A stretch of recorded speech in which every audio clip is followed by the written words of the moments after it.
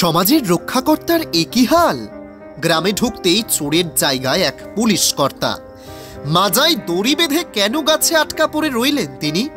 যে ঘটনা হয়তো বিগত ইতিহাসে কোনো দিনও ঘটেনি, এবার সেই ঘটনারই সাক্ষী থাকলো গোটা রাজ্যবাসী। যিনি সমাজের রক্ষাকর্তা তিনি নাকি আজ চোরের ভূমিকায়। কিন্তু সে এই গ্রামে কি এমন ঘটাতে এসেছিলেন যার জেরে তাকে আজ মাজায় দড়ি বেঁধে গাছেই পড়ে থাকতে হলো দীর্ঘক্ষণ ধরে বন্দি? দেখুন আবারও নদিয়ার বুকেই সেই অপ্রত্যাশিত ঘটনাকে। হঠাৎ করেই পুলিশকে ঘিরে চাঞ্চল্যকর এই ঘটনা ঘটল নদিয়ার ভীমপুর থানার পূর্ব ভাতছালায়। স্থানীয় সূত্রে জানা গেছে, ভীমপুর থানার এএসআই নির্মল বাবু ও কনস্টেবল সহ অবৈধভাবে জমি দখলের জন্য গেলে স্থানীয় উত্তেজিত এলাকাবাসী তাদেরকে গাছে দড়ি দিয়ে বেঁধে মারধর করে। ঘটনা জানার পর ভীমপুর থানার বিশাল পুলিশ বাহিনী সেখানে পৌঁছায়। বিশাল পুলিশ বাহিনী গিয়ে তাদেরকে উদ্ধার করে। 6টা-7টা নাগাদ শুনতে পাই আমাদের জমির একটা হচ্ছে কিনা এক অংশ ওনারা আল কেটে আলের আমাদের ভিতরে ঢুকিয়ে দিয়েছে। তা আমরা যাই, সকালে গিয়ে আমরা কি বলতে যাই, তা ওরা হচ্ছে কিনা বিরোধ করে আমাদের যে প্রাপ্য জমিটা সেটা দিচ্ছে না। কারা বিরোধ করে? কুমার দাসরা। তার ফলে আমরা যাই, গিয়ে আমরা পুলিশ প্রশাসন ডাকি। প্রশাসন ডাকা সত্ত্বেও প্রশাসনের সামনেই ওরা মারধর আমাদেরকে করে। আমাদের সব হসপিটালে আছে, কাউরি মাথা ফেটে গেছে, হাতুড়ি দিয়ে মেরেছে, দা বের করেছে, তারপরে বাঁশ লাঠি শস্যের ভুঁয়ে, পাশে শস্যের ভুঁয়ে আছে, শস্যের ভুঁয়ের ভেতরে সব শাবল সব লুকিয়ে রেখেছিল।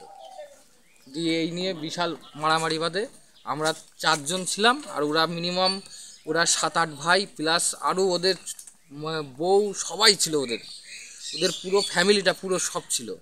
ওরা সবাই মিলে আমাদের উপরে চড়াও হয়। তারপরে আমরা প্রাণ রক্ষা না কী করে করব, আমরা তবুও কোনো রকম হাত পা চালিয়ে ওখান থেকে আমরা বেরিয়ে আসি। তা আমরা বেরিয়ে আসছি, তবুও আমাদেরকে তারা কষে মারতে আসছে। তা আমরা বেরিয়ে এসছি। তারপরে এখন শক্তিনগরে যাওয়া হয়েছে, হসপিটালে আছে। প্রশাসনকে এসেছিল? হ্যাঁ, প্রশাসন এসেছিল। প্রশাসন আসার পরে প্রশাসন যখন আমাদের ওখান থেকে মীমাংসা হয়ে, মানে যতই হোক ওখানে ঝামেলাটা হয়েছিল, ঝামেলাটা মিটে যখন আমরা আসলাম, রাস্তার দিকে আসলো প্রশাসন। রাস্তায় প্রশাসনের কলার চেপে ধরে প্রশাসনকে টানতে নিয়ে গিয়ে বেঁধে রেখেছিল। সেটা কে নিয়ে গেছে? সেটা নিয়ে গিয়েছিল ওই পাড়ারই ওদেরই ফ্যামিলির লোক সব। কাদের ফ্যামিলি? ওই কুমার দাসের ফ্যামিলি।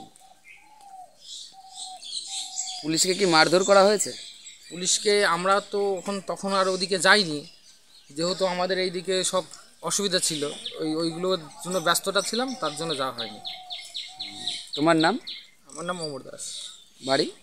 বাড়ি এখানে আমাদের ওই গ্রামের নাম পুরো ভাতজাঙ্গা। ঘটনাটা কি ঘটেছিল? ঘটনাটা ঘটেছে, এখন জমিটা আমাদের। এখন ওই জমিটা ওরা আল ফাল ভেঙে, মানে ওরা ভেঙে ওদের দিকে একটু বেশি করে নিতে চাইছে। তা আমার বাবা কাকারা বাধা দিতে গেছে আজকে। যে ওরা, আমরা তো গেছি খালি হাতে, আমরা কিছুই নিয়ে যাইনি, শুধু আলটাকে সোজা করে দেবো হাত দিয়ে। আর ওরা মানে কোমরে শাবল, মানে হাতুড়ি ফাতুড়ি সব গুজিয়ে নিয়ে গেছে। আমার বাবাকে তো মেরিয়ে এই পায়ের এইটা ভেঙে দিয়েছে পুরো। আর ছোটো কাকার মাথায় মেরেছে হাতুড়ি দিয়ে, আমার এক ছোটো ভাইয়ের হাতুড়ি দিয়ে মাথায় মেরেছে। মানে মোট 4 জন মেরেছে। কে দিয়ে মেরেছে? হাতুড়ি শাবল দিয়ে মেরেছে। কে মেরেছে? মেরেছে সন্ন্যাসী দাস, অক্ষয় দাস, আর ওদের ভাইরা সব আছে, উত্তম দাস। এই জমি নিয়ে কতদিন বিবাদ? এই জমি নিয়ে হচ্ছে আজ 4 দিন হচ্ছে, সামনে শুক্রবার থেকে হচ্ছে। প্রশাসন এসেছিলেন? প্রশাসন ওরা নিয়ে এসেছিল আজকে, প্রশাসনের সামনেই এই ঘটনাটা ঘটেছে। প্রশাসনকে আমরা শুনলাম প্রশাসনকে টেনে নিয়ে যেয়ে মারধর করা হয়েছে।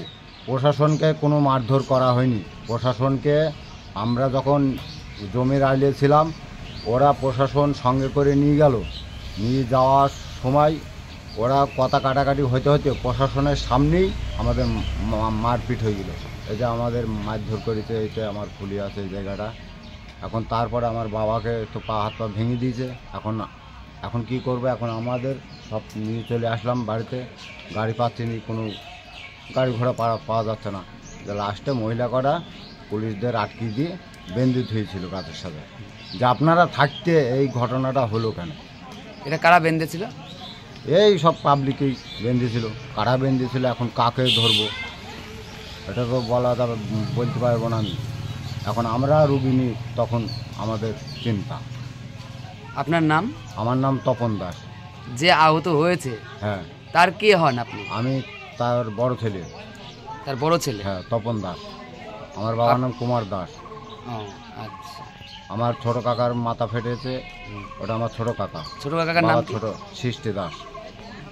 আর সৃষ্টি একটা- দাস। হ্যাঁ, আর একটা প্রহ্লাদ দাস, একটা পবন দাস। আচ্ছা ঠিক আছে, ঠিক আছে। ঠিক আছে। আপনার বাড়ি কোথায়? আমার বাড়ি এই যে এখানে পূর্ব ভাতজাংলা, কৃষ্ণনগর, নদিয়া। আপনার নাম? আমার নাম তপন দাস। আচ্ছা, থ্যাংক ইউ।